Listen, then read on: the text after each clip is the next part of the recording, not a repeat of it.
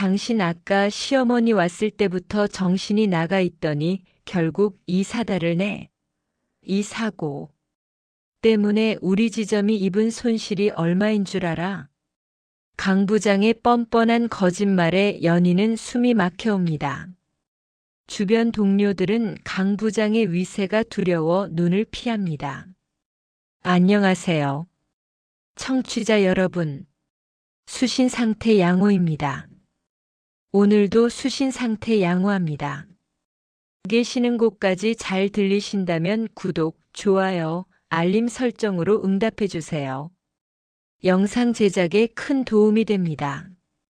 그럼 오늘의 이야기 본격적으로 시작하겠습니다. 세상이 모두 잠든 시간, 어둠이 가장 짙게 내려앉은 새벽 사실을 본 적이 있으신가요? 차가운 서리가 신도시의 매끄러운 보도블록을 적실 때 그 화려한 빌딩 숲 뒤편에 자리 잡은 희망시장은 누구보다 먼저 거친 숨을 내쉬며 깨어납니다. 모두가 따뜻한 이불 속에서 단꿈을 꿀 때 고요를 깨고 가장 먼저 불을 밝히는 곳. 바로 복순내 국밥입니다. 올해 67인 임복순 여사. 그녀의 하루는 남들보다 3시간 일찍 시작됩니다. 30년 전 남편을 먼저 보내고 갓 돌이 지난 어린 아들을 포대기에 업은 채 이 시장 바닥에 들어온 날부터 지금까지 그녀의 새벽은 단 한 번도 멈춘 적이 없습니다. 복순 여사는 습관처럼 굽은 허리를 두드리고는 무쇠솥 앞에 섭니다. 이 무쇠솥은 복순 여사에게 단순한 조리도구가 아닙니다. 30년 세월 온갖 풍파를 함께 견뎌온 전우이자 분신이죠. 솥 바닥을 문지르는 그녀의 손등은 거북이 등껍질처럼 딱딱하게 굳어 있습니다. 손마디는 울퉁불퉁 튀어나와 제 모양을 잃었지만 그녀는 이 손이 세상 그 무엇보다 자랑스럽습니다. 이 거친 손바닥으로 아들을 대학 보내고 장가 보냈으며 이제는 하나뿐인 며느리와 손주를 지탱하는 든든한 뿌리가 되어주고 있으니까요.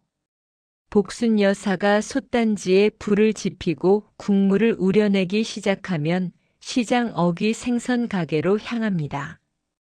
사실 가게에서 파는 국밥 재료는 어제 다 준비해뒀습니다. 새벽같이 생선 가게를 찾는 건 오로지 며느리 연희 때문입니다. 복순 여사는 생선 매대 앞에 서서 가장 눈이 맑은 고등어를 찾아 매서운 눈썰미를 빛냅니다. 사장님, 우리 연희가 고등어라면 자다가도 일어나는 애요. 오늘도 제일 크고 눈동자가 수정처럼 맑은 놈으로다가 2마리만 주쇼. 돈은 안 깎을 테니까 속살 단단하고 실한 놈으로만 골라줘야 해요. 우리 며느리가 입맛이 예민해서 조금만 비려도 못 먹거든. 생선 가게 주인은 허허 웃으며 가장 좋은 놈을 골라 신문지에 겹겹이 말아줍니다. 복순 여사는 자신을 위해서는 시든 나물 하나도 아까워 벌벌 떨면서도 며느리 줄 생선에는 10,000원짜리 지폐 몇 장을 망설임 없이 내밉니다. 그게 이 무뚝뚝한 어머니가 사랑을 표현하는 유일한 방식입니다. 오전 8시 30분. 복순 여사의 며느리 서연이의 집은 그야말로 아수라장입니다. 지방 건설 현장으로 파견을 떠나 한 달에 한 번 얼굴 보기 힘든 남편 재혁의 빈자리. 연희는 그 공백을 홀로 채우며 독박. 육아와 직장 생활이라는 가혹한 이중주를 온몸으로 버텨내고 있습니다. 준우야, 딱 한 숟갈만 더 먹자. 엄마 오늘 회의 늦으면 정말 큰일 나. 제발 엄마 좀 도와주라, 응? 아이를 달래고 씻기고 유치원 가방을 챙기다 보면 어느새 출근 시간은 코앞으로 다가옵니다. 거울 속에 비친 자신의 얼굴이 얼마나 수척한지 들여다볼 여유조차 없습니다. 연희는 뒤축이 다 닳아버린 낡은 구두를 신고 집을 나섭니다. 그녀가 향하는 곳은 신도시 중심가에 위치한 세안은행. 대리석 바닥이 반짝이고 우아한 클래식 음악이 흐르는 그곳은 사실 연희에게 매일 아침 목숨을 걸고 뛰어드는 격투기 링과 다름없습니다. 은행 문을 열고 들어서는 순간 연희의 어깨는 본능적으로 움츠러듭니다. 지점의 실적을 쥐고 흔드는 강만호 부장 때문입니다. 강 부장은 숫자로만 사람의 가치를 매기는 지독한 성과주의자입니다. 그의 눈에 연희는 유능한 대리가 아니라 언제든 갈아 끼울 수 있는 저렴한 부품일 뿐입니다. 서연이 대리, 지금 몇 시입니까? 또 3분 늦었네요. 남편은 돈 벌러 멀리 가 있는데 부인이 정신을 이렇게 놓고 있어서야 되겠어요?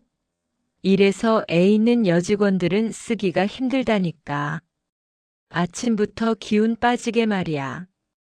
당신 사정 봐주는 것도 오늘이 마지막입니다. 강 부장의 날카로운 목소리가 로비에 울려 퍼집니다. 연희는 고개를 푹 숙인 채 죄송합니다라는 말을 반복합니다. 사실은 아이가 유치원 입구에서 떨어지지 않으려 울음을 터뜨리는 바람에 늦은 것이지만 이곳에서 그런 개인적인 사정은 변명조차 되지 않습니다. 죄송할 일이 없어도 죄송하다고 해야 하는 것, 그것이 연희가 아이의 학원비를 벌기 위해 매일 지불하는 자존심의 비용입니다. 연희는 창구에 앉아 강 부장의 눈치를 살피며 로그인을 합니다. 오늘따라 손가락 끝이 미세하게 떨립니다. 간밤에 아이를 돌보느라 서너 시간밖에 자지 못한 피로가 몰려옵니다. 하지만 쉴 틈은 없습니다. 번호표를 든 고객들이 이미 줄을 서서 그녀의 친절을 강요하고 있으니까요. 다시 희망시장의 국밥집 주방입니다. 복순 여사는 점심 장사 준비를 서둘러 마치고 정성껏 고등어를 조립니다. 묵은지를 두툼하게 깔고 직접 짠 고소한 들기름을 아낌없이 둘러 푹 익힙니다. 냄새만 맡아도 기운이 날 것 같은 그 따뜻한 요리를 복순 여사는 낡은 보자기 속에 정성스럽게 갈무리합니다. 연희야, 너는 참 예쁜 아이다. 이 거친 세상에 내 아들 하나 믿고 시집와 준 것만으로도 나는 평생 고맙다. 애미가 해줄 건 이런 보잘것없는 것뿐이지만 이거 먹고 오늘 하루만 더 견뎌보자. 내가 웃어야 준우도 웃는 법이다. 복순 여사는 보자기를 들고 은행으로 향합니다. 사실 연희에게 몇 번이나 전화를 걸었지만 연희는 전화를 받을 수 없었습니다. 강 부장의 눈치가 보여 핸드폰을 가방 깊숙이 넣어두었기 때문이죠. 복순 여사는 불안한 마음을 안고 도심의 높은 빌딩 숲을 헤맵니다. 화려한 옷차림의 직장인들 사이에서 시장. 앞치마만 겨우 벗고 나온 복순 여사는 마치 길을 잃은 이방인처럼 보입니다. 로비에 들어선 복순 여사를 반긴 것은 따뜻한 인사가 아니라 보안 요원의 날카로운 제지였습니다. 할머니, 여기 잡상인 출입 금지입니다. 물건 팔러 오셨으면 조용히 나가세요. 다른 고객들 불편해합니다. 당장 안 나가시면 경찰 부릅니다. 아니, 나 물건 파는 사람 아니요. 여기 창구에 앉아있는 서연이가 내 며느리라서. 아침부터 고생하는 게 안쓰러워 반찬 좀 전해주려고 온 거요. 잠깐이면 돼요. 저기 앉아있는 애가 내 며느리란 말이요. 복순 여사는 당황하며 보자기를 품에 꼭 안습니다. 하지만 보자기 틈새로 진한 들기름 향기와 고등어 비린내가 새어나옵니다. 세련된 인테리어와 값비싼 향수 냄새가 가득한 이 건물 안에서 그 냄새는 누군가의 정성이 아니라 치워야 할 악취처럼 취급받습니다. 사람들의 따가운 시선이 복순 여사의 등에 꽂힙니다. 그 소란을 강만호 부장이 놓칠 리 없습니다. 그는 코를 싸주며 복순 여사에게 다가옵니다. 그의 표정에는 숨길 수 없는 경멸과 혐오가 가득합니다.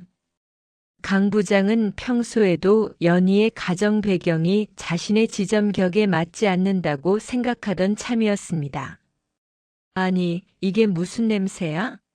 할머니, 여기가 어디라고 이런 비린내 나는 걸 들고 오십니까? 서연이 대리, 이리 나와봐. 당신 집안 식구들은 공과 사구분도 못해? 여기가 무슨 동네 장터인 줄 알아? 연희는 멀리서 시어머니를 발견하고 사색이 되어 달려 나옵니다. 시어머니를 향한 반가움보다 이 상황이 어머니에게 상처가 될까봐 두려운 마음이 앞섭니다. 연희의 손이 잘게 떨립니다. 어머니, 여긴 왜? 전화도 없이 오셨어요. 제가 나중에 간다고 했잖아요. 일단 밖으로 나가 계세요.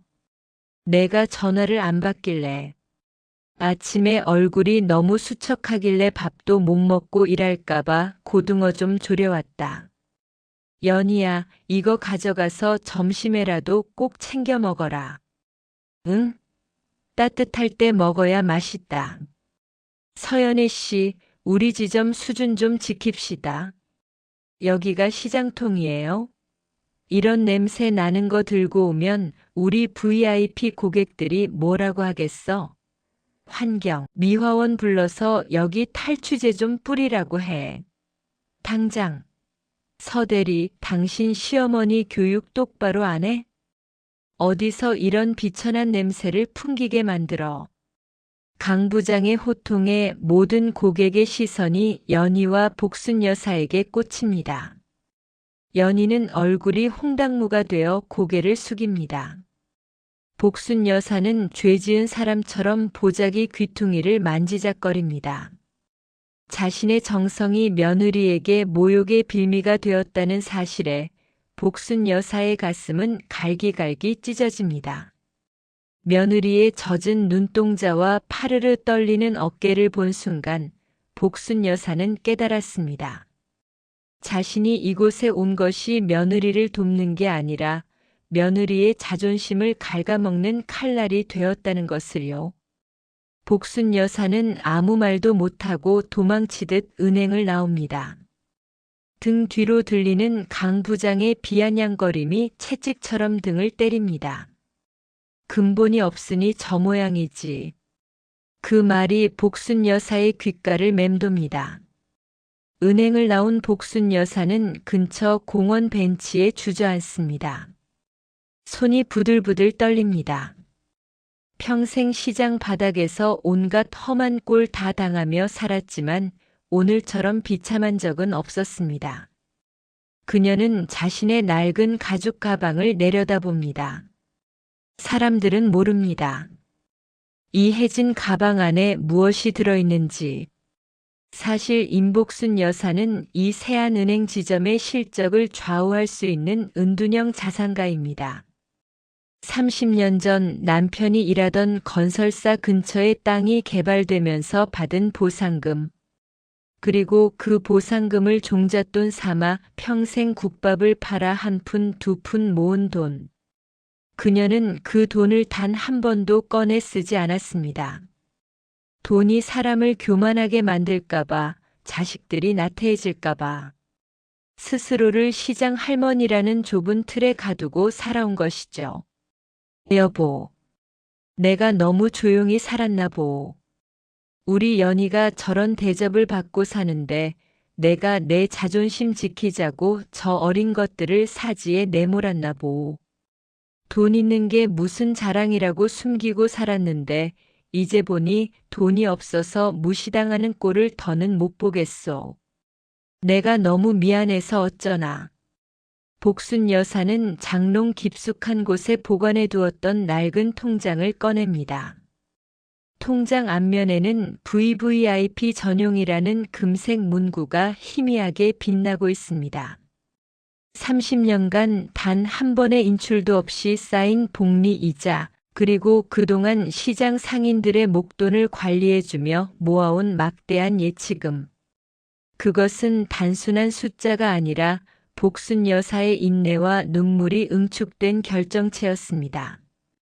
복순 여사는 결심한 듯 가방을 고쳐맵니다.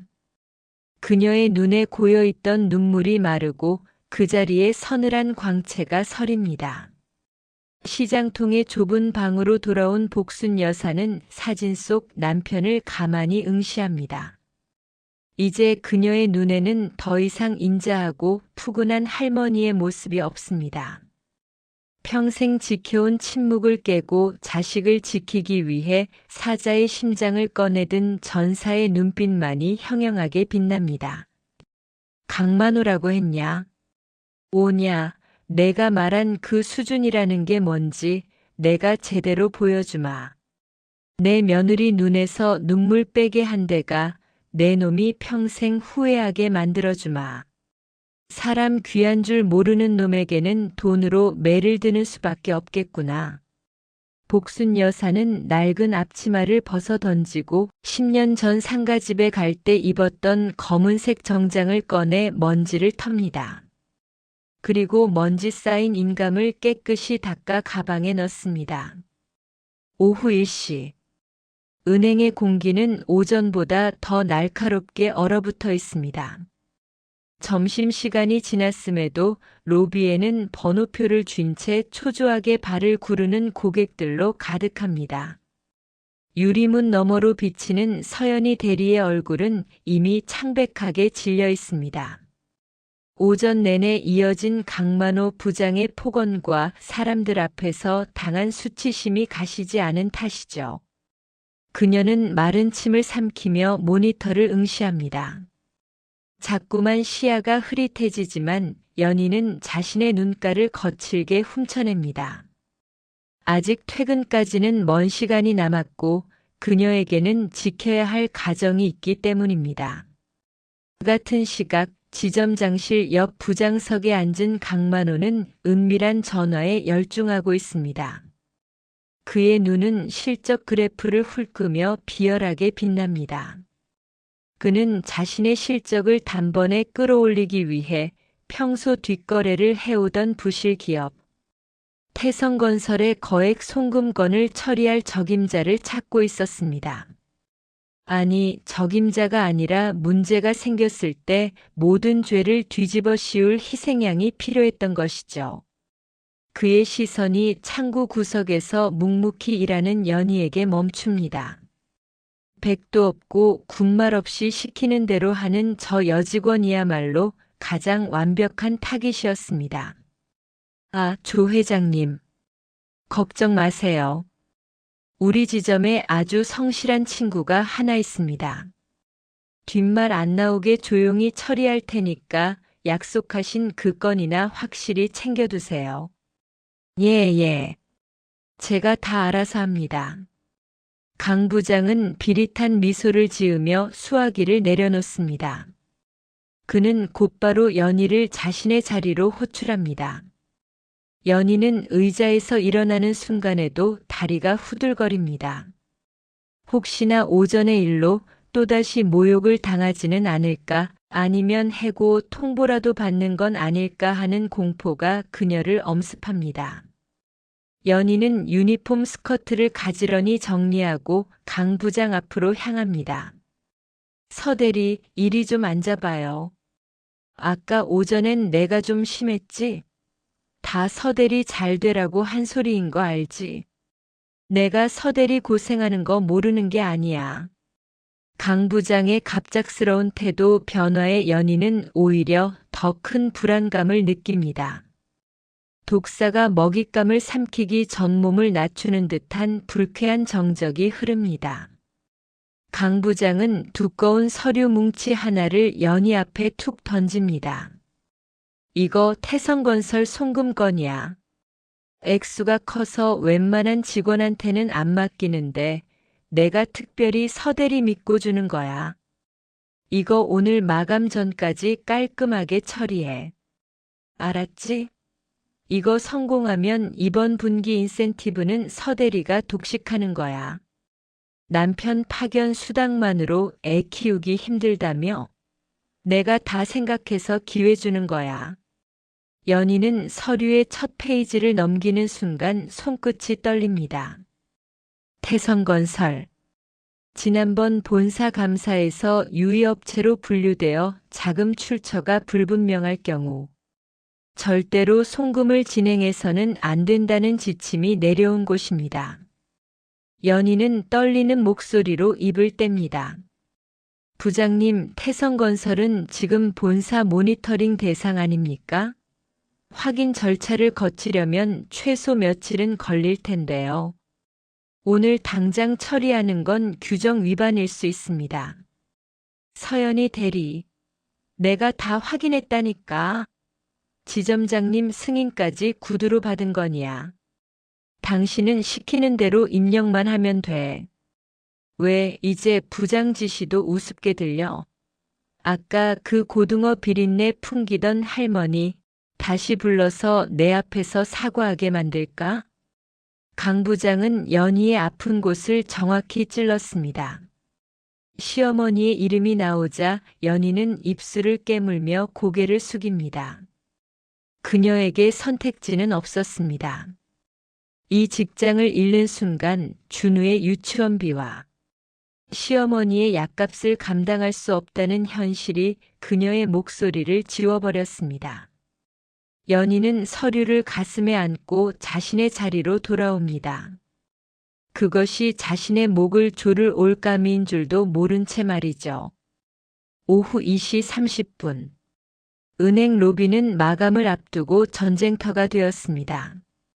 연희는 몰려드는 일반 고객들을 응대하면서도 틈틈이 태성건설의 송금 데이터를 입력합니다.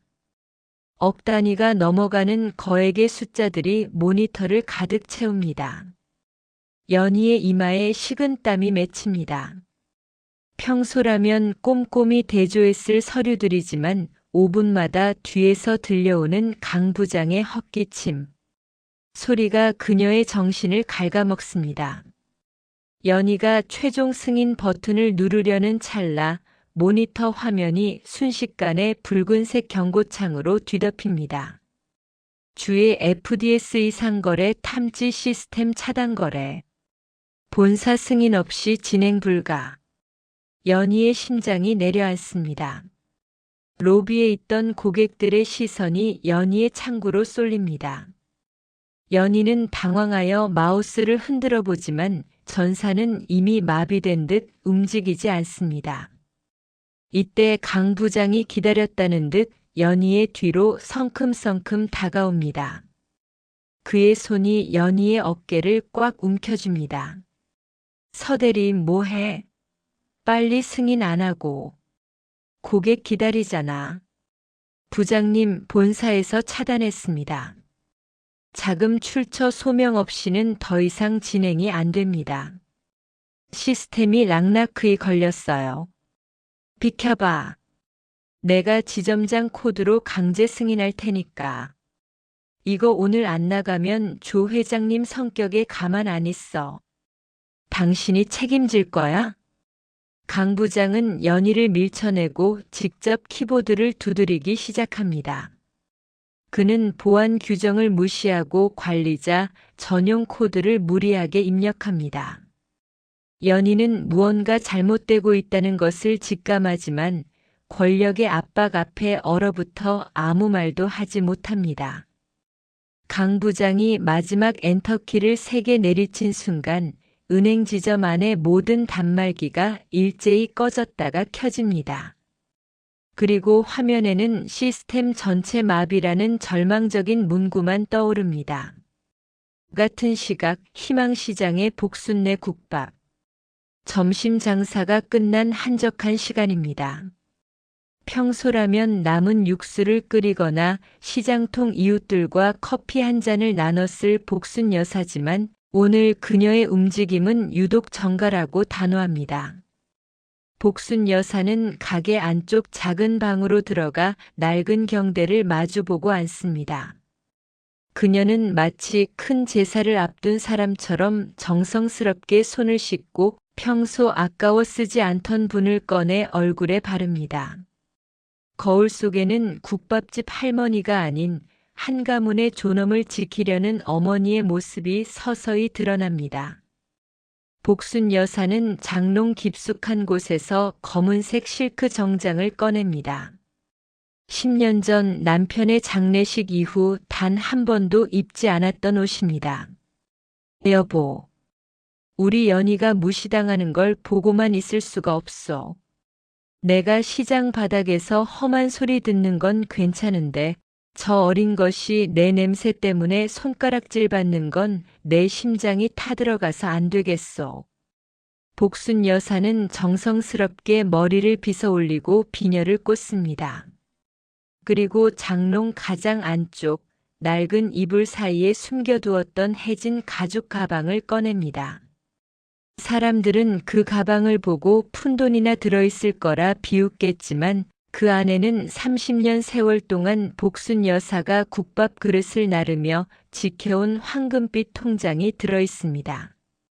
수십억의 잔액이 찍힌 그 종이 뭉치는 단순한 돈이 아니라 세상을 향한 복순 여사의 마지막 저항권이었습니다. 복순 여사는 가방 속 비밀 주머니에서 비단 보자기에 쌓인 인감도장을 꺼냅니다. 붉은 인주 냄새가 방 안을 채웁니다.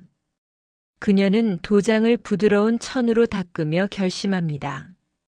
오늘 그 오만한 은행의 유리벽을 부수고 들어가 며느리의 든든한 백이 되어주기로 말입니다.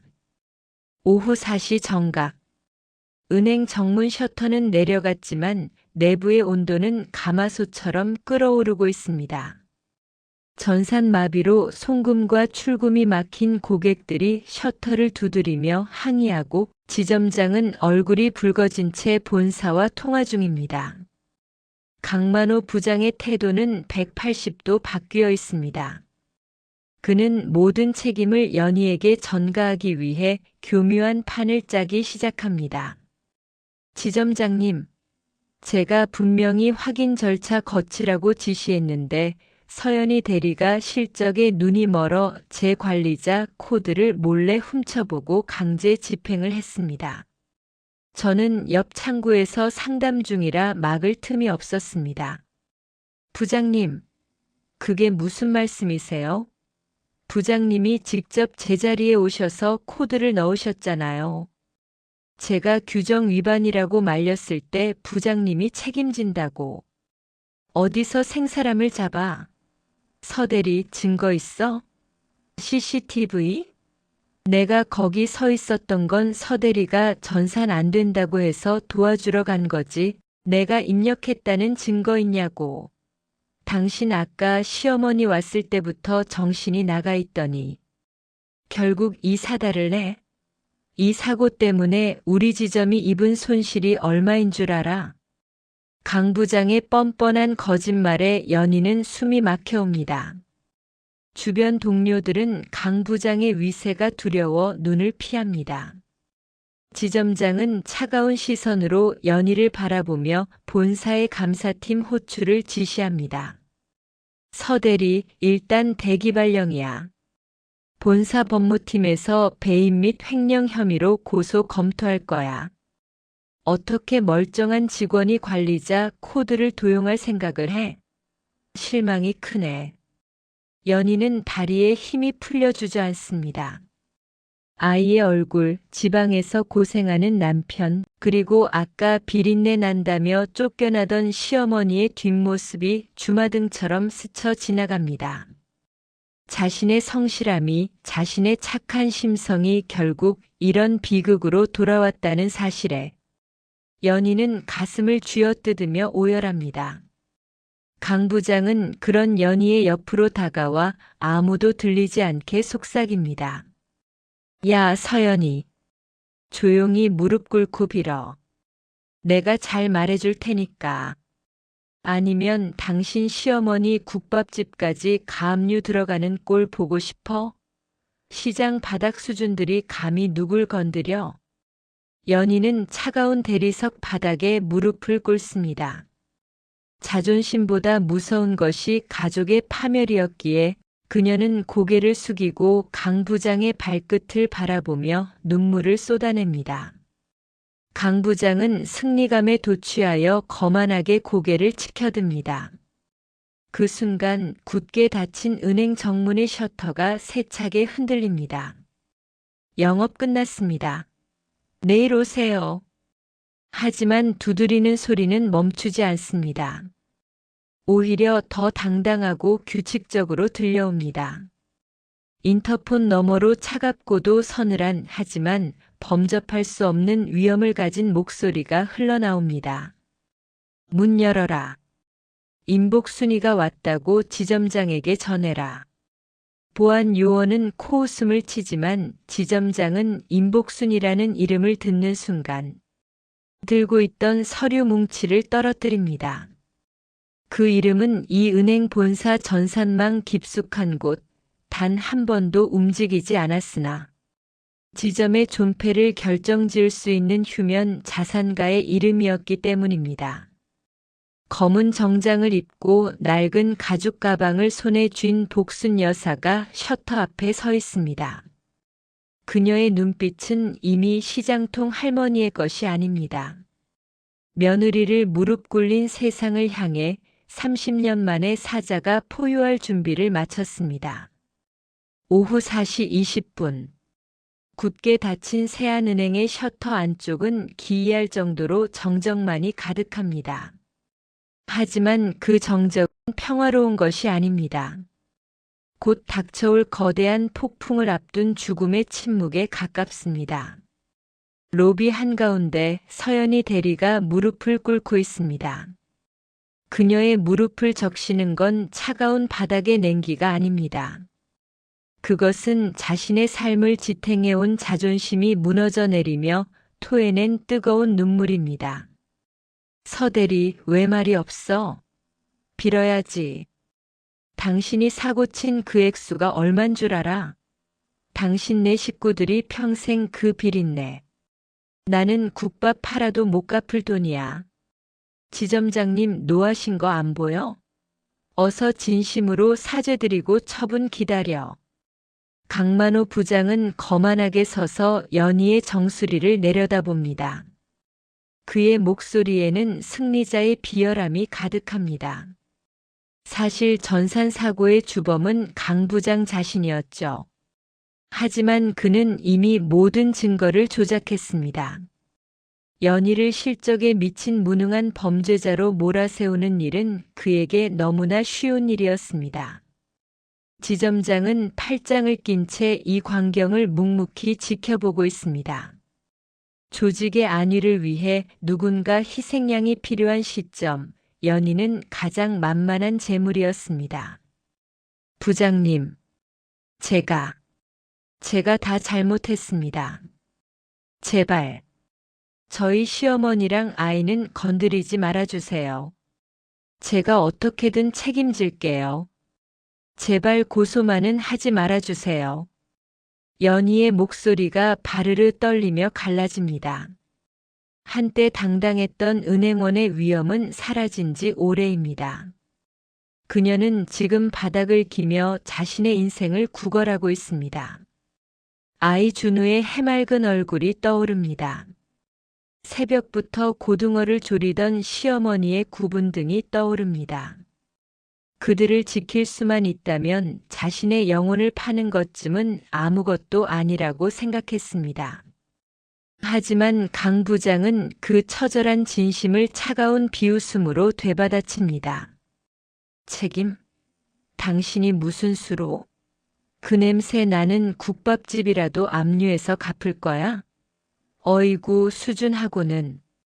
무릎 제대로 붙여. 그게 사과하는 태도야? 바로 그 순간이었습니다. 은행의 정막을 깨는 거대한 굉음이 들려옵니다. 모든 사람의 시선이 정문으로 향합니다. 지점장의 얼굴이 당혹감으로 일그러집니다. 영업이 종료된 시간에 외부에서 셔터가 강제로 개방되는 일은 시스템상 불가능에 가까운 일이기 때문입니다. 역광이 비치는 문틈 사이로 한 여인의 실루엣이 천천히 모습을 드러냅니다. 그녀는 더 이상 비린내 나는 앞치마를 두른 시장 할머니가 아니었습니다. 검은색 실크 정장을 차려입고 세월의 흔적이 묻어 있지만 기품이 넘치는 가죽 가방을 든 임복순 여사. 그녀의 등 뒤로 붉은 노을빛이 길게 드리워지며 대리석 로비를 가로지릅니다. 무릎을 꿇고 있던 연희가 고개를 들어 그 거대한 그림자를 마주합니다. 어머니, 어떻게? 복순 여사의 눈에 가장 먼저 들어온 것은 차가운 바닥에 무릎을 꿇고 오열하는 자신의 소중한 며느리였습니다. 그리고 그 옆에서 거만하게 다리를 꼬고 서 있는 강만호 부장의 모습이었습니다. 복순 여사의 가슴 밑바닥에서 30년간 눌러왔던 마그마 같은 분노가 끓어오르기 시작합니다. 그녀는 연희에게 다가가 떨리는 손을 잡아 일으킵니다. 그 손길은 투박하지만 세상 무엇보다 단단했습니다. 일어나라 연희야. 내가 왜 여기 무릎을 꿇고 있느냐? 내가 무슨 죄를 지었다고 이 차가운 바닥에서 몸을 떨고 있어. 어서 일어나. 내 눈 똑바로 보고 일어나란 말이다. 아니, 이 노인네가 제정신인가? 이보세요. 여기 경찰 부르기 전에 당장 나가요. 당신 며느리 지금 중죄인이야 알아? 여기가 어디라고 감히 들어와서 행패야. 강 부장의 말이 끝나기도 전이었습니다. 복순 여사가 고개를 천천히 돌려 강 부장을 응시합니다. 그 눈빛은 평생 시장통에서 거친 상인들을 상대하며 벼려진 칼날과 같았습니다. 강 부장은 자신도 모르게 숨을 멈추고 뒤로 한 걸음 물러섭니다. 네 이놈. 내 놈 입에서 나오는 그 더러운 말로 감히 누구를 비천하다 하느냐. 내 놈이 휘두르는 그 하찮은 권력이 어디서 나오는지 내 놈은 정말 모르고 있는 게냐? 복순 여사의 목소리가 높은 은행 천장을 때리고 로비 전체를 울립니다. 지점장이 서둘러 다가와 상황을 수습하려 합니다. 하지만 그의 목소리에는 이미 당혹감이 역력합니다. 할머니 진정하세요. 여기는 엄연한 영업장이고 지금 서대리는 심각한 금융사고를 일으켜서 사실관계를 확인 중입니다. 외부인은 이쯤에서 지점장, 내 놈이 이 지점의 책임자냐? 내 놈 밑에서 내 며느리가 이런 대접을 받고 있었단 말이냐? 오냐 잘 왔다. 내 오늘 이 은행이 누구 덕에 먹고 사는지 내 놈들이 그토록 신봉하는 그 숫자로 똑똑히 보여주마. 복순 여사는 가방에서 비단 보자기에 쌓인 낡은 통장 하나를 꺼내 대리석 데스크 위에 쾅 소리가 나게 올려놓습니다. 강 부장은 코웃음을 치며 연희를 조롱합니다.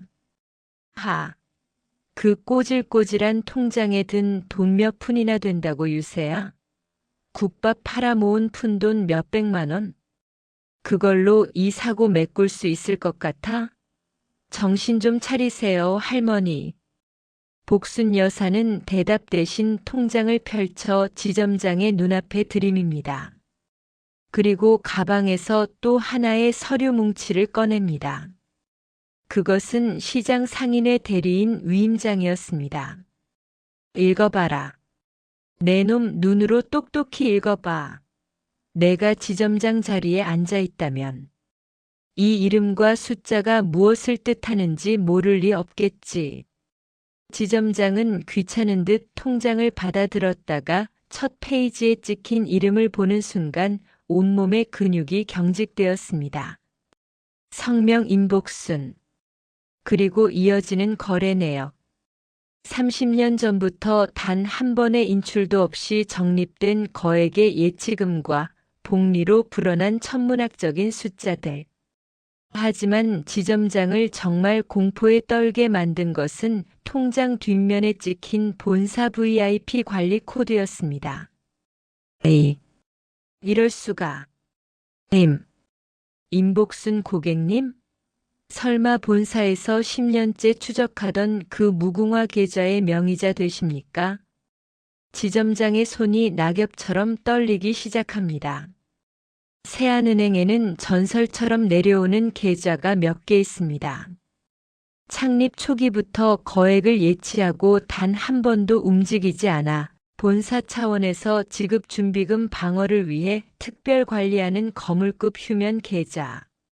그 주인공이 바로 눈앞의 국밥집 할머니였다는 사실에 지점장의 머릿속은 하얗게 백지장으로 변합니다. 왜 숫자가 너무 많아서 안 읽히느냐? 강 부장이라 했나? 내 놈이 아까 내 며느리에게 시장 바닥 수준이라 했지? 그래, 나는 시장 바닥에서 한 푼 한 푼 모았다. 내 놈처럼 남의 눈에 피눈물 흘리게 하며 번 돈이 아니라 내 손톱 밑에 때 끼워가며 정직하게 번 돈이다. 근데 그 비천한 돈이 지금 이 은행에 얼마나 있는지 내 놈 상사에게 똑똑히 물어봐라. 강 부장은 여전히 상황 파악이 안 된 듯 멍청한 표정을 짓고 있습니다. 하지만 지점장은 이미 허리를 90도로 꺾고 식은땀을 바닥에 흘리고 있습니다. 고객님, 정말 몰라 배웠습니다. 저희가 죽을 죄를 지었습니다. 서대리가 고객님 며느님인 줄은 정말 꿈에도 몰랐습니다. 강 부장, 너 지금 여기서 뭐 하는 거야? 당장 사과드리지 않고 닥쳐라. 내 며느리인 게 중요한 게 아니다. 내 놈들은 사람을 볼 때 그 뒤에 든 돈부터 보느냐? 내 며느리가 돈 없는 집 자식이었으면 이렇게 짓밟아도 된다고 누가 가르치더냐? 사람의 가치가 통장 잔고에 비례한다고 믿는 내 놈들이야말로 이 세상에서 가장 비천한 존재들이다. 복순 여사의 일갈에 은행 로비에는 무거운 정적만이 감돕니다. 강 부장은 이제야 무언가 잘못되었음을 직감하고 안색이 흑빛으로 변합니다. 복순 여사는 연희의 어깨를 감싸 안은 채 지점장을 서늘하게 노려봅니다. 지점장 잘 들어라. 지금 당장 본사 전산팀과 보안팀 호출해라. 오늘 일어난 이 사고 누구 자리에서 시작됐고 누구의 관리자 코드가 최종 승인을 내렸는지 단 1초의 오차도 없이 다시 조사해라. 내 며느리가 뒤집어 쓴 그 더러운 오물, 내 놈들이 직접 닦아내지 않으면 나는 오늘 이 자리에서 내 모든 자산을 인출할 것이다. 지점장은 비명을 지르듯 직원들에게 소리칩니다. 500억이 넘는 시장 상인의 자금과 복순 여사의 개인 자산이 한꺼번에 빠져나가는 순간 이 지점은 내일 당장 간판을 내려야 합니다. 자신의 목숨줄이 국밥집 할머니의 손가락 끝에 달렸다는 것을 깨달은 지점장은 강 부장의 멱살을 잡을 듯이 다가갑니다. 강 부장, 너 똑바로 말해. 이거 정말 서대리가 한 거야? 내가 시킨 거 아니냐고. 전산 로그 기록 다시 뽑으면 다 나올 텐데 지금 자백 안 하면 너는 오늘로 끝이야. 지점장님. 그게 아니라 저는 단지 지점을 위해서 서대리가 실수가 잦길래 강 부장은 입술을 부들부들 떨며 말을 잇지 못합니다. 그의 눈동자는 공포로 인해 심하게 흔들리고 있습니다. 복순 여사는 그를 향해 가늘게 눈을 뜨며 서늘한 미소를 지어 보입니다. 연희야 가자. 여긴 공기가 너무 탁해서 더는 못 있겠다. 내 짐 챙겨라.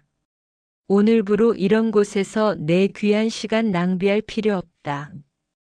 연희는 멍한 표정으로 시어머니를 따라 일어납니다. 평생을 성실하게 살아온 보상이 멸시였던 공간에서 시어머니는 단 한 번의 외침으로 그 공간을 지배해버렸습니다. 연희는 비로소 깨닫습니다. 어머니가 새벽마다 닦았던 것은 무쇠솥이 아니라 언제든 자식을 위해 휘두를 수 있는 예리한 칼날이었다는 것을요. 복순 여사는 연희를 데리고 당당히 은행문을 나섭니다. 로비에 남겨진 강 부장은 다리에 힘이 풀려 주저앉습니다. 아까 연희가 꿇었던 바로 그 자리에 이제는 그가 죄인이 되어 처분을 기다리고 있습니다. 지점장은 본사에 전화를 걸어 강 부장의 직무 정지를 보고합니다. 은행 밖으로 나온 복순 여사는 연희의 손을 꼭 잡습니다. 연희의 손은 여전히 차가웠지만 복순 여사의 온기가 서서히 전해지고 있었습니다.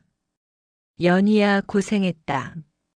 이제 애미가 다 알아서 할 거다. 너를 울린 놈들은 그 눈물만큼 피눈물을 쏟게 될 거니까. 시장 할머니가 무섭다는 걸 그 오만한 놈들에게 뼈저리게 가르쳐 주마. 연희는 시어머니의 품에 안겨 참아왔던 울음을 터뜨립니다. 그것은 슬픔의 눈물이 아니라 막혔던 체증이 내려가는 해소의 눈물이었습니다. 하지만 복순 여사의 눈은 여전히 타오르고 있습니다.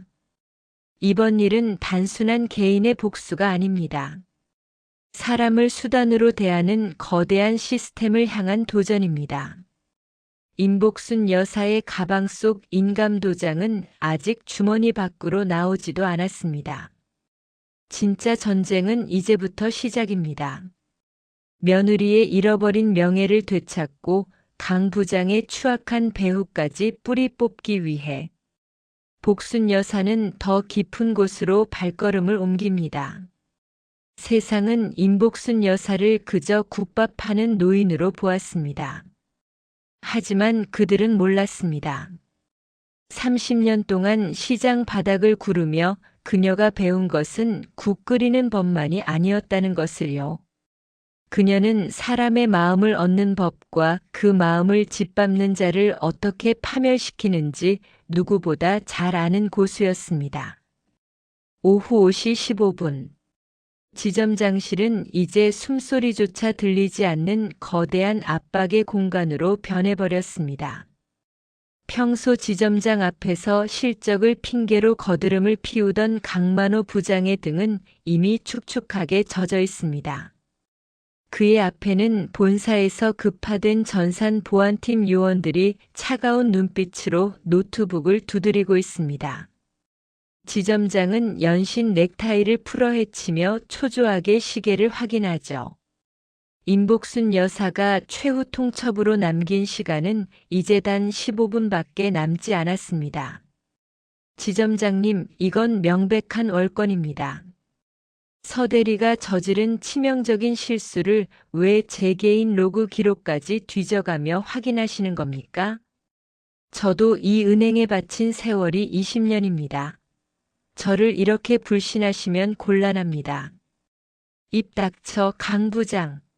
지금 내 세월이 문제야? 저기 앉아 계신 임복순 고객님이 자금 빼가는 순간 우리 지점은 오늘부로 폐쇄야. 본사에서 나만 잘리는 게 아니라 너도 끝이라고. 보안팀장님, 결과 나왔습니까?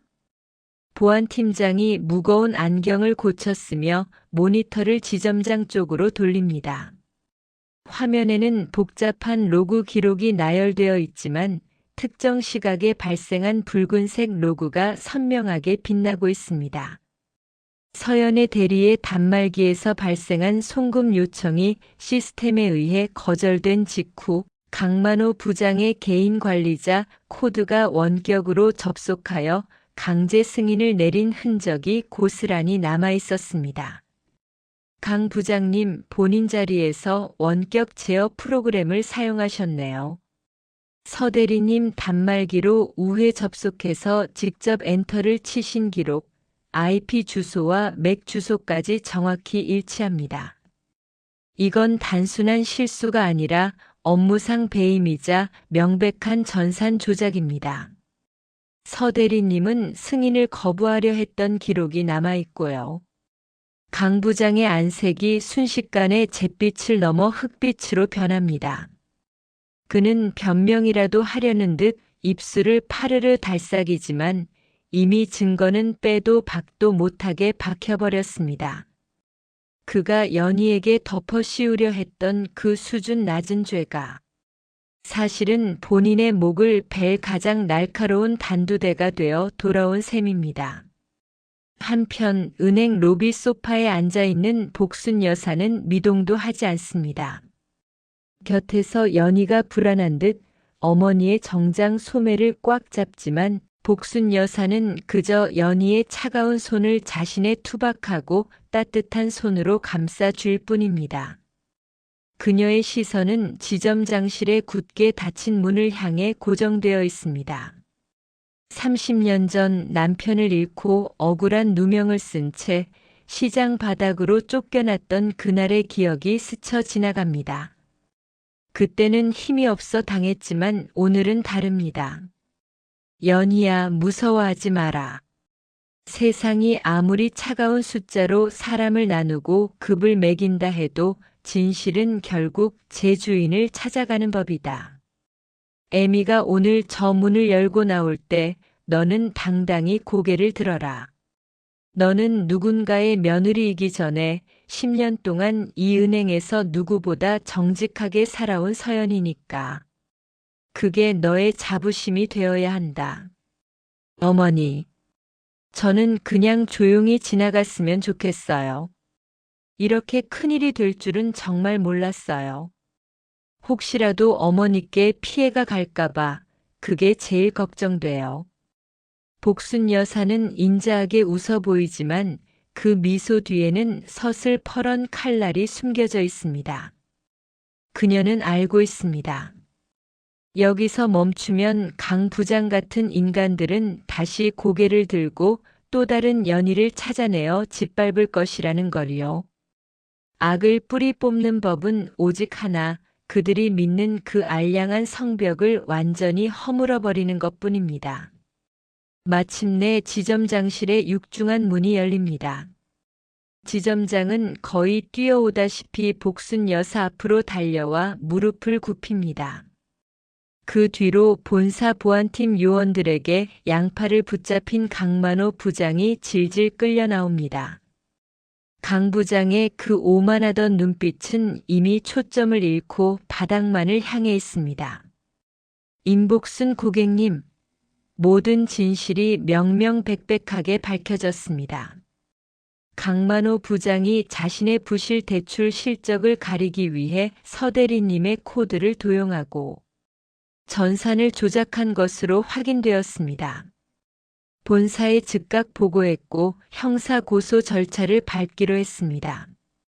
저희 은행의 큰 결례를 부디 용서해 주십시오. 복순 여사는 천천히 자리에서 일어납니다. 그녀는 지점장의 사과를 듣는 둥 마는 둥 하며 보안팀에 의해 고개를 숙이고 있는 강 부장 앞으로 걸어갑니다. 강 부장은 복순 여사의 낡았지만 깨끗하게 닦인 구두 끝을 보는 순간 몸을 사시나무 떨듯 떱니다. 이보게 강 부장. 고개를 들어보게. 아까 내 며느리에게 시장 바닥 수준 운운하던 그 기세는 어디 갔나? 내 몸에서 나는 냄새가 비리다고 탈취제를 뿌려야 한다고 했지? 그 비린내가 실은 정직하게 땀 흘려 하루를 버티는 사람들의 냄새인 걸 자네는 평생 몰랐던 모양이야. 자네의 그 향수 냄새 뒤에 숨겨진 악취보다는 100배, 1000배 향기롭지 않은가? 할머니, 살려주세요. 제가 잠시 미쳤었습니다. 실적 압박 때문에 판단력이 흐려졌습니다. 한 번만 봐주시면 평생 이 은혜 잊지 않겠습니다.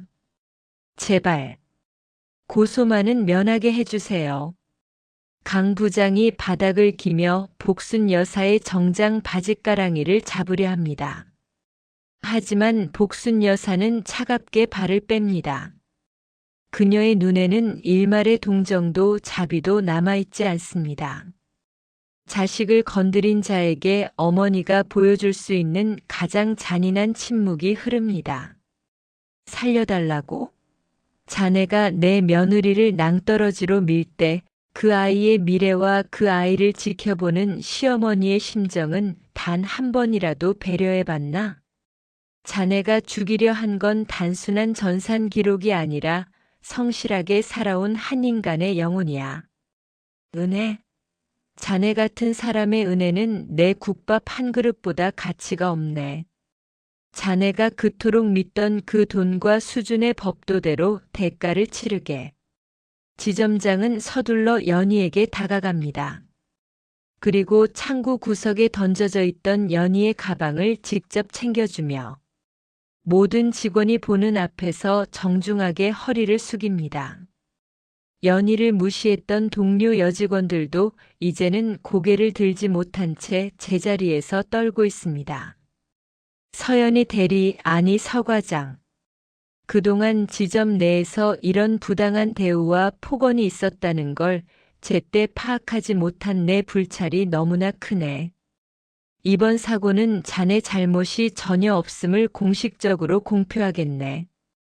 그리고 내일부로 과장 승진 및 지점 핵심 특별 발령안을 본사에 올리기로 했어. 그동안 정말 고생 많았네. 미안하네. 연희는 멍한 표정으로 지점장을 바라봅니다. 꿈에서도 그리던 과장 승진이었지만 정작 그 말을 들으니 기쁨보다는 허탈함과 눈물이 먼저 앞섭니다. 그녀는 옆에 서 있는 시어머니를 봅니다.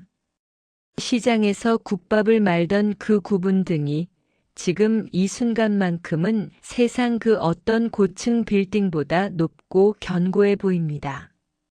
연희는 비로소 깨닫습니다. 자신을 나락에서 구한 건 시스템의 자비가 아니라 30년 세월을 온몸으로 버텨온 어머니의 거칠고 단단한 사랑이었다는 것을요. 어머니, 감사합니다. 정말 감사합니다. 저 때문에 이렇게까지. 됐다, 연희야.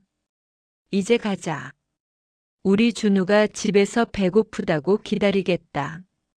오늘은 애미가 시장에서 제일 실한 놈으로 사온 고등어로 상다리 부러지게 차려줄 테니까. 너 오늘 고생 많았다. 복순 여사와 연희가 은행 문을 나설 때 지점장은 다시 한번 굽신거리며 문 앞까지 배웅합니다. 하지만 복순 여사는 문턱을 넘기 직전 멈춰서서 지점장을 서늘하게 돌아봅니다. 그 눈빛은 마치 모든 것을 꿰뚫어보는 예언자의 것과 같습니다. 지점장, 내가 가기 전에 하나만 묻자. 만약 내가 그 통장 없이 예전처럼 비린내 나는 앞치마만 두르고 와서 내 며느리 억울하다고 소리쳤다면 자네는 지금처럼 고개를 숙이고 내 말을 들어줬겠나? 아니면 보안 요원을 시켜 나를 다시 길바닥으로 내던졌겠나? 지점장은 아무 대답도 하지 못하고 마른 침만 삼킵니다.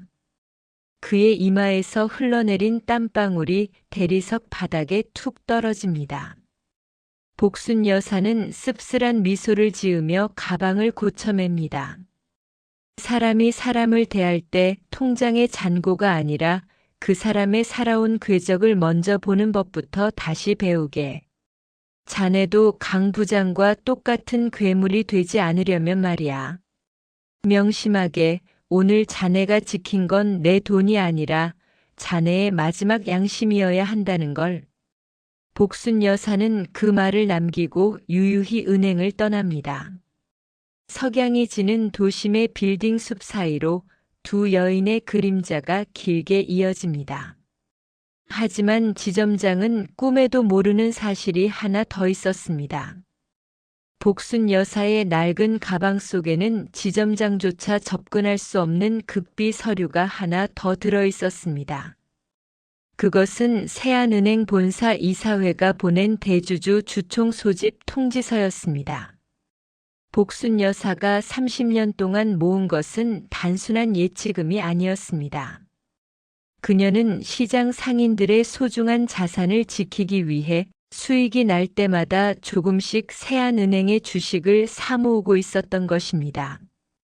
강만호 부장의 파멸은 시작에 불과했습니다. 이제 복순 여사는 며느리가 일하는 이 거대한 조직의 썩은 뿌리 자체를 도려내기 위한 진짜 전쟁을 준비하고 있었습니다. 희망시장의 좁고 어두운 골목으로 돌아온 두 사람. 시장 상인들이 가게 문을 닫으려다 복순 여사를 발견하고 반갑게 달려나옵니다. 복순 할매, 오늘 어디 갔다 인제 와? 오늘 국밥집 불 안 켜서 다들 걱정했잖아. 정겨운 목소리들이 골목을 가득 채웁니다. 복순 여사는 다시 평소의 인자한 할머니로 돌아와 허허 웃으며 대답하죠. 아유, 우리 며느리랑 데이트 좀 하고 왔지. 오늘 장사 공쳤으니까 내일은 내가 고기 듬뿍 넣어줄게. 그날 밤 복순네 국밥집 안쪽 방에서는 고소한 들기름, 냄새와 매콤한 고등어 조리는 냄새가 평소보다 더 진하고 따뜻하게 퍼져나갑니다.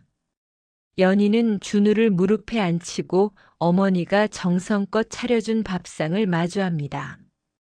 은행에서 비린내 난다고 무시당하며 눈물 젖게 했던 그 고등어 조림은 이제 세상 그 어떤 산해진미보다 달콤하고 든든한 위로가 되어 연희의 빈속을 채워줍니다.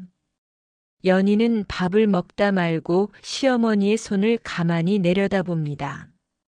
울퉁불퉁 튀어나온 마디, 흉터가 가득한 손등.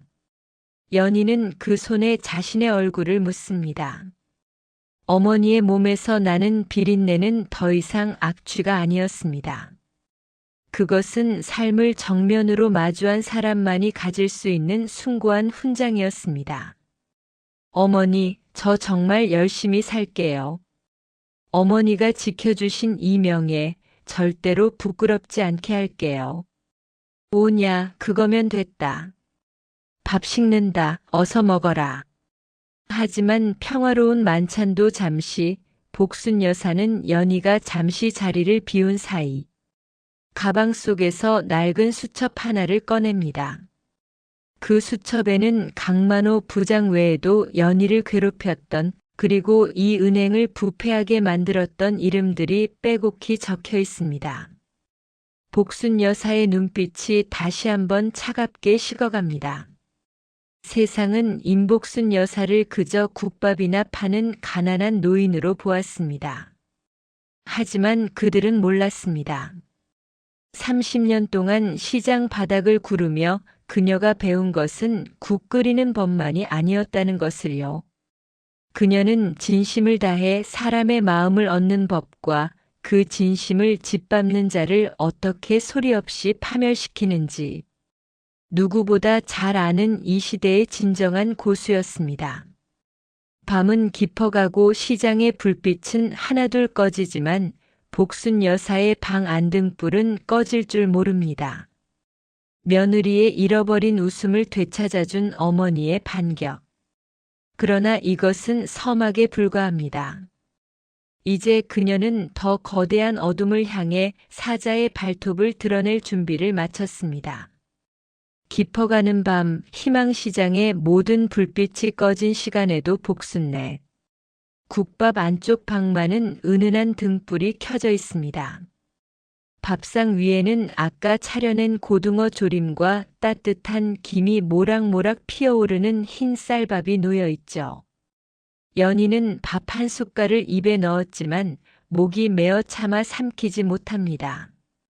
낮에 있었던 그 지옥 같은 순간들과 마치 영화처럼 나타나 자신을 구해준 시어머니의 모습이 머릿속을 떠나지 않기 때문입니다. 어머니, 저 사실 아까 무릎 꿇었을 때 인생이 여기서 끝나는 줄 알았어요.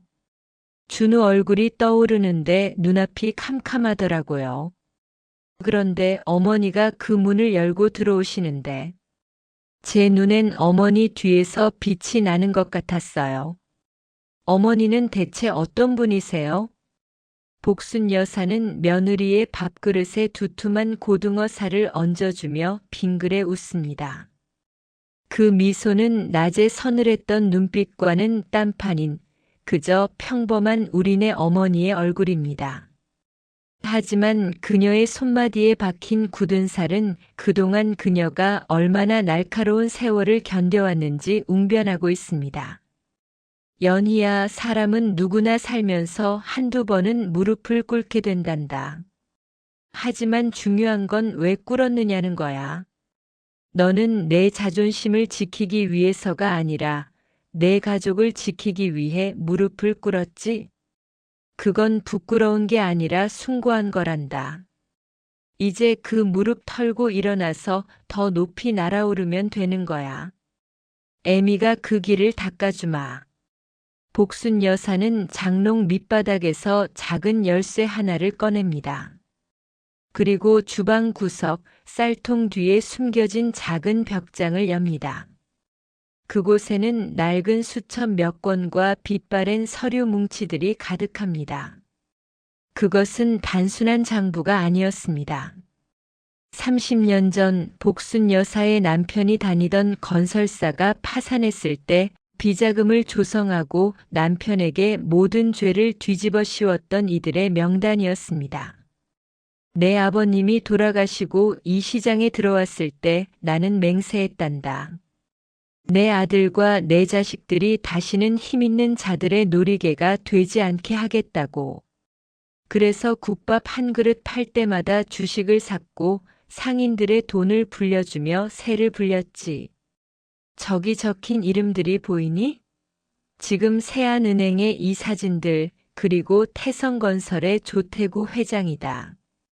연희는 수첩에 적힌 이름들을 보고 경악합니다. 뉴스에서나 보던 거물급 인사들의 이름이 복순 여사의 투박한 글씨로 빼곡히 적혀 있습니다. 강만호 부장은 그저 이 거대한 명단의 말단에 있는 작은 사냥개에 불과했습니다. 강 부장이 연희를 괴롭혔던 건 우연이 아니었습니다. 태성건설의 비자금을 세탁하려 했던 배후. 세력이 복순 여사의 자금줄을 확인하기 위해 연희를 미끼로 던진 것이었죠. 다음 날 아침 여느 때보다 차갑고 투명한 공기가 도시를 감쌉니다. 연희는 거울 앞에 섭니다. 더 이상 고개를 숙인 채 눈치를 보던 지점의 서대리가 아닙니다. 그녀는 어머니가 손수 다려준 빳빳한 정장 깃을 세우고 어머니가 30년 동안 숨겨온 그 낡은 수첩을 가방 깊숙이 넣습니다. 그 수첩은 이제 그녀의 가장 강력한 무기가 될 것입니다. 본사 로비에 들어서는 연희의 발걸음에는 망설임이 없습니다. 그녀의 눈빛은 마치 전쟁터를 향하는 장수처럼 결연합니다. 로비 전광판에는 태성건설 부실 대출 의혹 긴급 이사회라는 문구가 지나갑니다. 연희는 그 문구를 보며 입술을 지그시 깨뭅니다. 10년 전 신입사원 시절 품었던 열정이 다시금 뜨겁게 끓어오르는 것을 느낍니다. 서 과장님, 아니 서 팀장님. 전무님께서 회의실에서 기다리고 계십니다. 하지만 이사회는 외부인 출입이 금지되어 있어서. 비서님, 저는 오늘 외부인으로 온 것이 아닙니다. 이 은행의 7% 지분을 보유한 대주주의 대리인, 그리고 리스크 관리팀의 전권 수사관 자격으로 온 것입니다. 길을 비켜주시죠. 연희의 단호한 태도에 비서는 움찔하며 길을 엽니다. 엘리베이터가 최상층을 향해 올라가는 동안 연희는 숫자로 가득한 머릿속을 정리합니다. 그녀는 지난밤 어머니의 수첩에 적힌 조태구 회장의 비자금 세탁 경로를 본사의 중앙 서버 기록과 대조해 보았습니다. 완벽했습니다. 겉으로는 우량 기업인 척했던 태성건설의 장부 뒤에는 은행의 고위 임원들이 결탁한 거대한 블랙홀이 숨겨져 있었습니다. 최상층 복도에 내린 연희는 회의실 앞으로 향합니다. 육중한 오크나무 문 너머로 고성이 오가는 소리가 들립니다. 아마도 조태구 회장이 이사들을 겁박하며 자신의 죄를 덮으려 하고 있겠지요. 연희는 심호흡을 한 번 크게 한 뒤 문을 힘차게 엽니다. 회의실 안의 모든 시선이 연희에게 꽂힙니다. 수천만 원짜리 정장을 입은 노회한 이사들 사이에서 연희는 작지만 단단한 바위처럼 우뚝 섭니다. 조태구 회장이 흉측한 미소를 지으며 연희를 노려봅니다. 아니, 어제 그 국밥집 할멈 며느리 아닌가? 여기가 어디라고 감히 발을 들여? 지점장 놈이 관리를 어떻게 한 거야?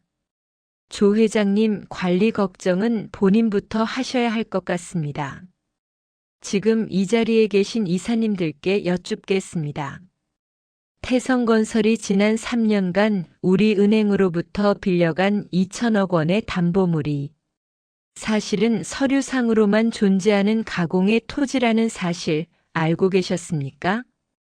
회의실 안이 순식간에 얼음물을 끼얹은 듯 조용해집니다. 이사들은 서로의 눈치를 보며 식은땀을 흘립니다. 연희는 가방에서 태블릿 PC를 꺼내 회의실 중앙 화면에 연결합니다. 화면에는 복잡한 등기부 등본과 은행의 내부 승인 서류들이 교차하며 나타납니다.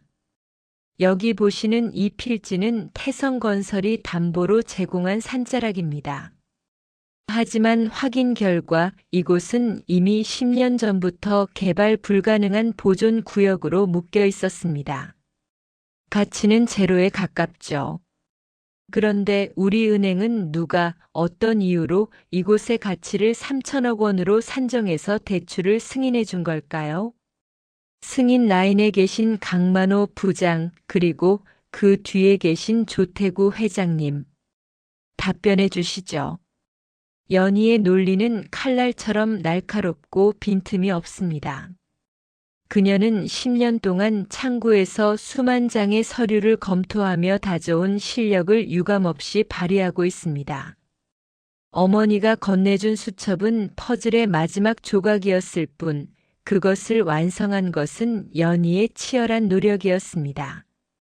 조태구 회장은 당황한 기색을 숨기지 못하고 고함을 지릅니다.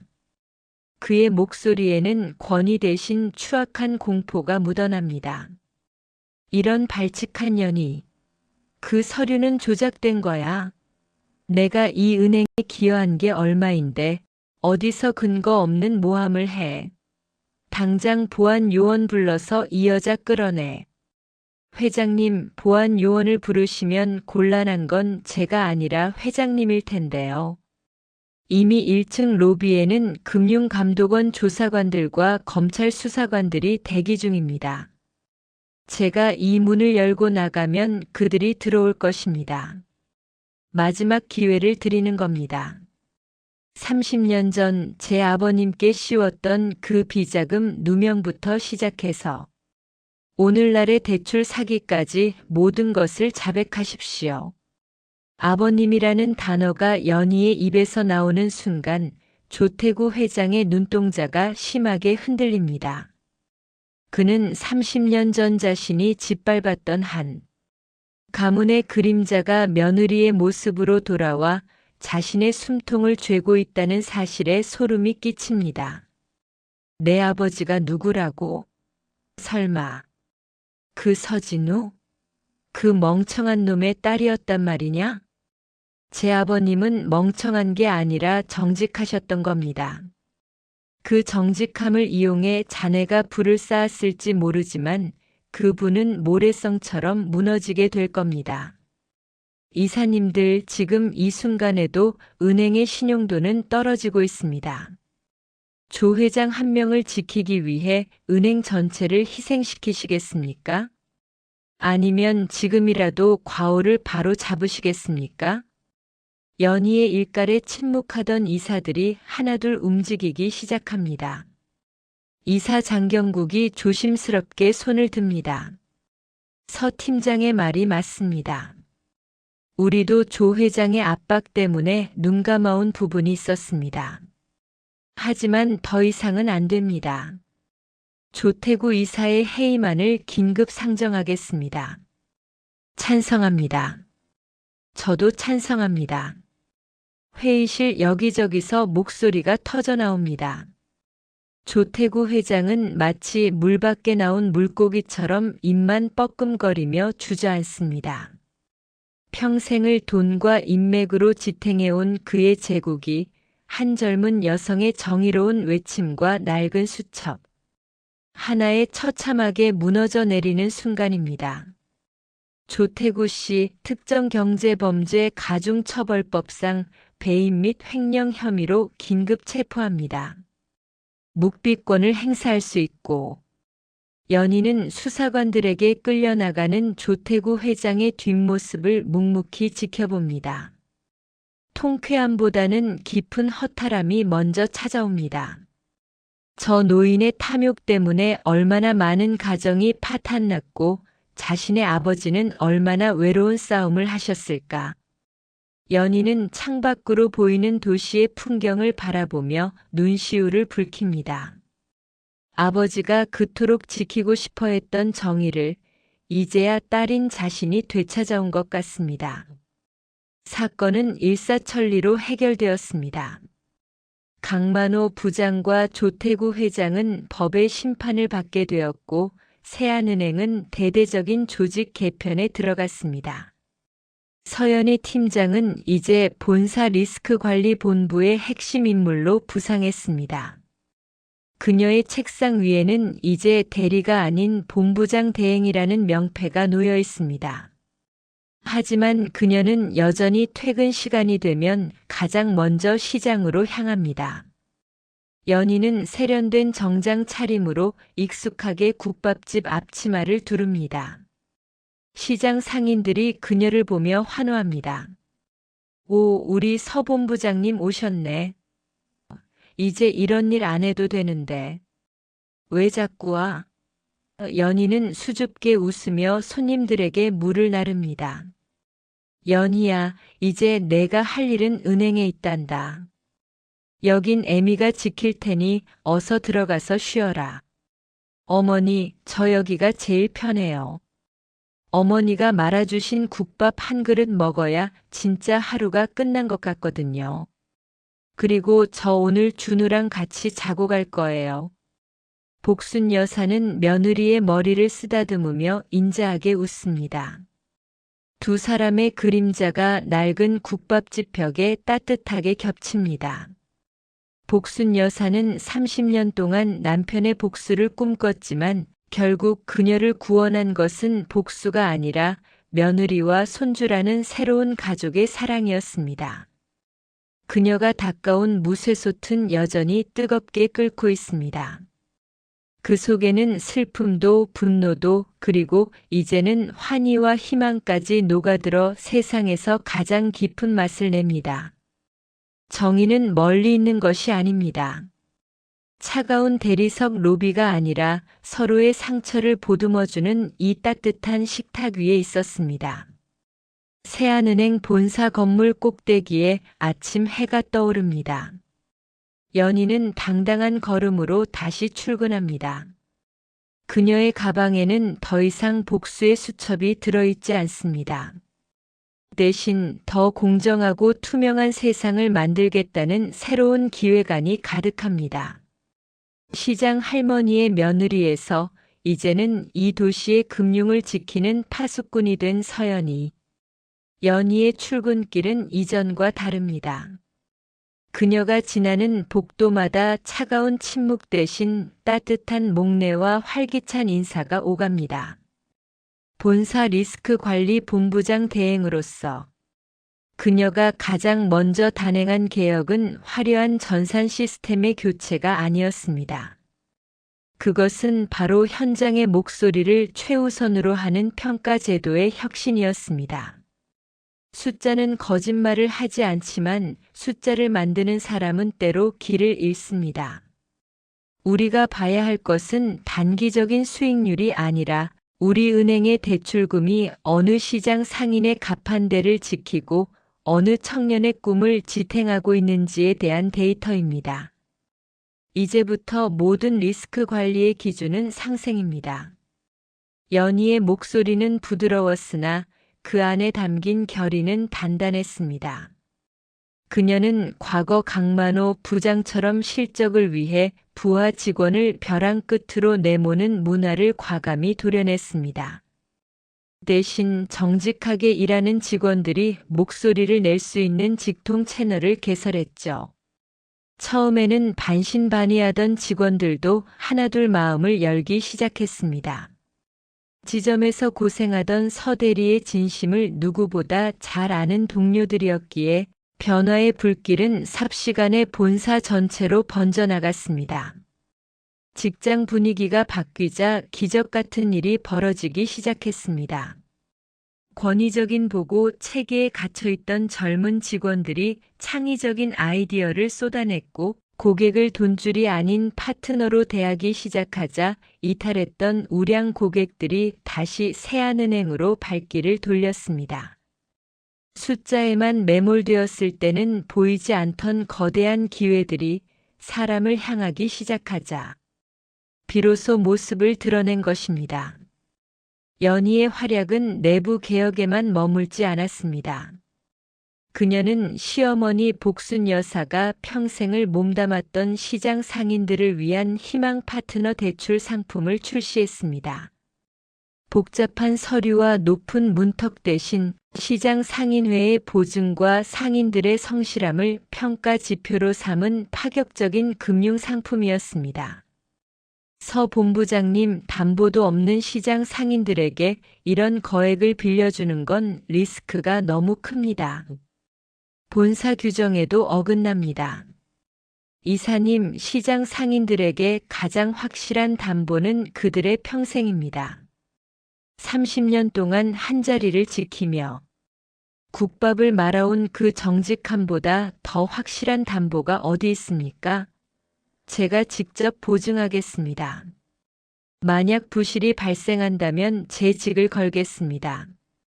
결과는 놀라웠습니다. 연희가 출시한 상품은 출시 3달 만에 부실률 0.1%라는 경이로운 기록을 세웠습니다. 돈을 빌린 상인들은 자신들을 믿어준 은행에 보답하기 위해 누구보다 성실히 이자를 갚았고 세안은행은 서민을 지키는 가장 든든한 은행이라는 브랜드 이미지를 얻게 되었습니다. 이 소문은 전국으로 퍼져나갔고 대기업 자금뿐만 아니라 전국의 수많은 서민 자금이 세안은행으로 몰려들었습니다. 위기의 순간에 나타난 시장 할머니의 며느리가 은행을 파멸해서 구한 것을 넘어 창립 이래 최대 실적을 경신하는 초우량 은행으로 성장시킨 것입니다. 이제 세안은행은 단순한 금융기관을 넘어 지역사회의 심장과 같은 존재가 되었습니다. 어느덧 1년의 시간이 흘렀습니다. 세안은행 창립 기념일 행사장에서 연희는 올해의 경영인상을 수상합니다. 수많은 카메라 플래시가 터지고 박수갈채가 쏟아지는 화려한 무대 위. 연희는 화려한 조명 아래서도 가장 먼저 객석 끝에 앉아있는 한 여인을 찾습니다. 보랏빛 한복을 곱게 차려입고 투박한 손을 모아 며느리를 대견하게 바라보는 복순 여사. 연희는 트로피를 손에 쥐고 마이크 앞에 서서 천천히 입을 뗍니다. 제가 오늘 이 자리에 설 수 있었던 것은 차가운 숫자의 세계에서 길을 잃었을 때 저에게 사람의 냄새를 잊지 말라고 가르쳐 주신 한 분 덕분입니다. 비린내 난다고 쫓겨나면서도 자식의 명예를 위해 무쇠솥을 닦으셨던 나의 어머니 임복순 여사님께 이 영광을 돌립니다. 객석에서 다시 한번 우레와 같은 박수가 터져 나옵니다. 복순 여사는 눈시울을 붉히며 고개를 끄덕입니다. 30년 전 남편을 잃고 억울함에 밤잠을 설쳤던 그 세월이 비로소 찬란한 빛으로 보상받는 순간입니다. 행사가 끝나고 집으로 돌아가는 길, 두 사람은 예전처럼 희망시장의 좁은 골목을 걷습니다. 본부장의 고급 승용차 대신 시어머니의 손을 꼭 잡고 걷는 이 길이 연희에게는 가장 편안합니다. 연희야, 고생 많았다. 이제 정말 큰 사람이 되었구나. 어머니, 제가 아무리 높은 자리에 올라가도 어머니 며느리인 건 변하지 않아요. 저 내일 아침에도 고등어 조림 먹고 싶어요. 오냐, 내일은 새벽 시장에서 제일 싱싱한 놈으로 사오마. 우리 며느리 기운 차려야 세상 사람들 더 많이 도와주지. 두 사람의 웃음소리가 시장 골목의 밤 공기를 따뜻하게 데웁니다. 숫자가 지배하던 세상에 사람이 스며들고 절망이 있던 자리에 희망이 싹 텄습니다. 시장 할머니의 낡은 수첩에서 시작된 기적은 이제 온 세상을 밝히는 등불이 되어 타오르고 있습니다. 가장 낮은 곳에서 시작된 가장 높은 정에 며느리 서연이와 시어머니 임복순의 위대한 여정은 오늘 밤에도 보글보글 끓어오르는 국밥, 냄새와 함께 계속될 것입니다. 오늘 이야기는 여기까지입니다. 오늘도 수신 상태 양호합니다. 계신 곳까지 잘 전달되었나요? 잘 전달되었다면 구독, 좋아요, 알림 설정 부탁드립니다. 영상 제작에 큰 도움이 됩니다. 다음엔 더 따뜻한 이야기로 찾아뵙겠습니다. 오늘 하루도 고생 많으셨습니다.